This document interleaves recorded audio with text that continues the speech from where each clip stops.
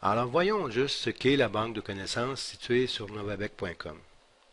Alors évidemment, c'est d'abord un site Internet, mais on pourrait aussi trouver la banque de connaissances en intranet ou sur CD, sur un réseau privé. Essentiellement, la banque de connaissances, c'est un compte-rendu de documents, un compte-rendu des éléments importants de chacun des documents répertoriés.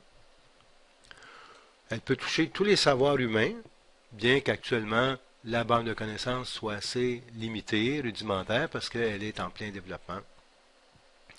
Physiquement, comment elle se présente? Ben, sous forme de fiches, mais que j'appelle moi multifiches, parce que vous verrez lorsque vous irez à l'intérieur de la banque de connaissances, les fiches se subdivisent en plusieurs autres fiches, selon les besoins d'explication de chacune des notions. Mais on n'y trouve pas seulement que des notions, on va aussi aller vers l'aspect pratico-pratique, c'est-à-dire vers des exercices, vers des quiz, des questions fréquentes, des jeux, des travaux pratiques, des études de cas, en tout cas tout ce qui pourrait nous aider à mieux comprendre les notions en question. La banque de connaissances vise essentiellement des apprenants de tout genre, de tout acabit, des gens qui veulent non seulement connaître, mais aussi comprendre. Alors j'insiste sur cette petite distinction-là. Par ailleurs, on pourrait dire que la banque de connaissances pourrait aussi toucher des apprenants particuliers, par exemple dans une entreprise où il serait question de gestion de la connaissance. Chose à préciser, la banque de connaissances tente d'approfondir le niveau de connaissance. Donc, on ne veut pas en rester à la simple connaissance, mais aller aussi au niveau de la compréhension, au niveau de l'analyse, au niveau éventuellement de l'expérimentation. Donc, un niveau approfondi de connaissance. Chaque notion, comme je le disais, se trouve sur une multifiche et sur cette fiche, on tente de donner plusieurs facettes à la notion. On tente de montrer différentes approches pour expliquer la notion. Alors, on part à un niveau très rudimentaire, la définition de la notion. On va au niveau de la description, donc on est au niveau de la simple connaissance, description des éléments qui composent la notion en question. Et on va un peu plus loin avec la dynamique de la notion. On tente d'expliquer les relations qu'il y a entre les différents éléments qui expliquent la notion en question. Donc, un niveau de connaissance approfondi, un niveau de compréhension approfondi.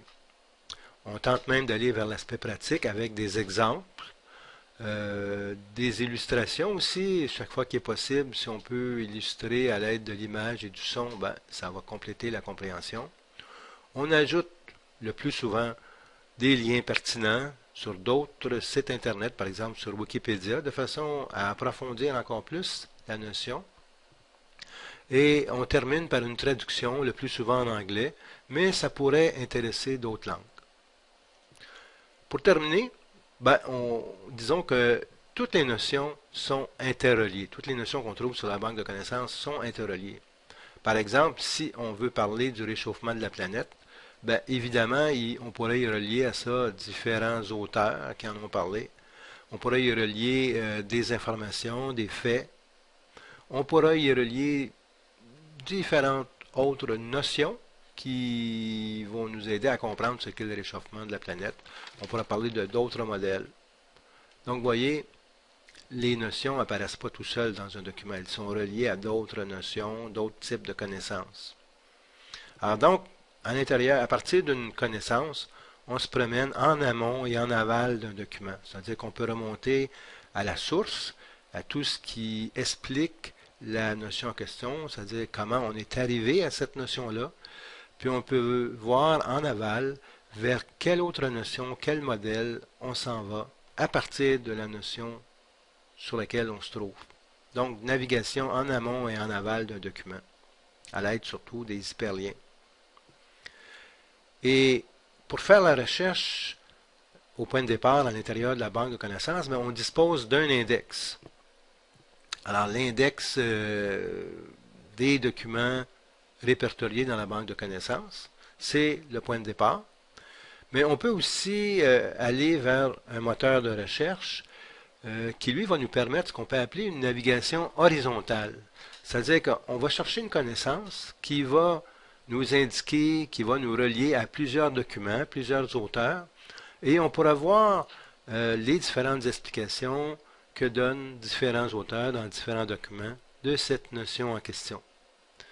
Ce qui fait qu'on peut parler à ce moment-là non pas d'une navigation verticale comme précédemment, en amont et en aval, mais plutôt une navigation horizontale à l'intérieur de plusieurs documents. La recherche dans le moteur de recherche va se faire à l'aide de mots-clés. Alors, ces mots-clés vont nous mener vers différentes connaissances, différentes notions, le plus près finalement de celle pour laquelle on fait la recherche. Et les références vont nous mener vers différents auteurs, différents documents, où on trouve la notion en question. C'est pour ça qu'on parle de navigation horizontale. Ces références vont nous mener vers des fiches et il faut ajouter que le format fiche oblige évidemment les rédacteurs à une certaine concision. Mais il ne s'agit pas non plus d'être trop concis. Il faut que l'information ou que la rédaction, l'explication donnée soit complète et non pas simplement schématique à l'aide de quelques mots. Le but de tout ça, c'est d'arriver à un résumé des documents répertoriés dans la banque de connaissances. C'est-à-dire d'obtenir un compte-rendu le plus concis possible, mais le plus complet des éléments importants. Alors, j'ai tenté ici de vous présenter les principaux éléments de la banque de connaissances. Tout ça doit vous paraître un peu abstrait, mais vous en aurez une idée beaucoup plus pratique lorsque vous entrerez dans la banque de connaissances.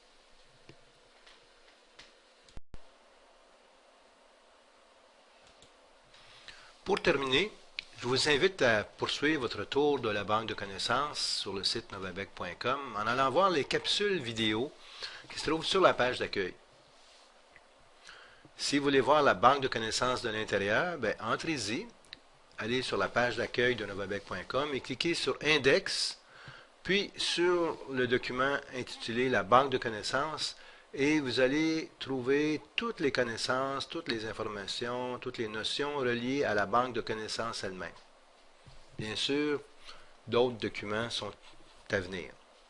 Si vous voulez communiquer avec moi, vous avez tout ce qu'il faut aussi sur la page d'accueil.